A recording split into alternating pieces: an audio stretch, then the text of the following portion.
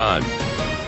Welcome back to Midday here on Region 8 News. If you're only half watching our program this midday, then you're going to want to stop what you're doing because we have a very special guest joining us today. Many of you probably remember Kathleen Koch as CNN's correspondent during and after Hurricane Katrina made landfall. Koch recently finished writing a book called Rising from Katrina, How My Mississippi Hometown Lost All and Found What Mattered.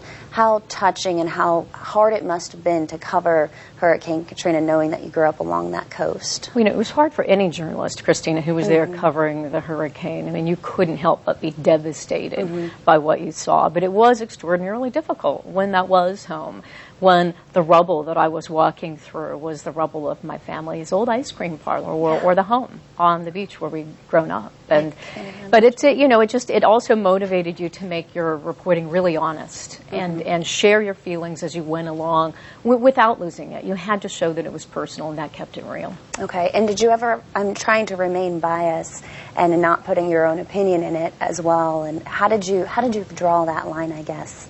Well, what we did, again, was just try to tell the most honest story we could. I tried to share my feelings. And then at a certain point in time, you see that in the book, when we were off the air, we would go help people.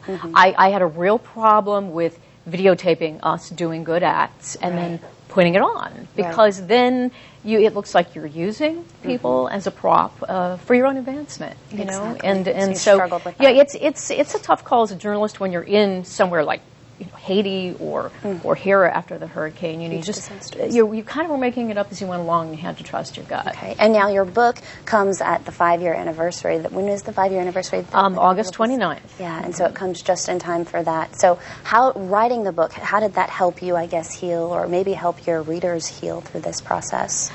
It really helped me make sense of what happened. I want people to understand this isn't just a Katrina book. The hurricane is over in the first 40 pages, but I wanted to understand what gets people through when they've lost everything. And so it's really a timeless story of the triumph of the human spirit over the worst adversity imaginable. And that's why I think it's a really inspiring story that can help anyone. You know, whether maybe with the tough economy you've lost your job, or the mortgage crisis, you've lost your home, or for whatever reason you've lost hope and you think, I can't put one step in front of the other and one foot in front of the other. And you can read this and take a page from the brave survivors of the hurricane and realize you can do it by clinging to what's left. You know, family, friends, faith, community. And before we have to go, real quick, the oil spill in the Gulf. What is your reaction to this? Is there any hope you can give those people who are facing, It's been quite a double whammy to the economy in particular, because our area, our town, was really on track to come back to pre-Katrina levels with tax income, sales tax, property tax, et cetera. But,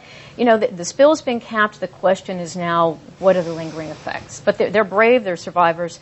They're hanging in there. And good news with that shrimp today that we just got reports. Great to see. Thank you so much for joining us. Thank you, Christina, for having me. I know you're speaking at the Rotary Club today. At the Rotary, right. And we'll be selling some books. But the book's also available online and at your local bookstores. Okay. Well, thank you so much for joining us. We'll be back next with the weather.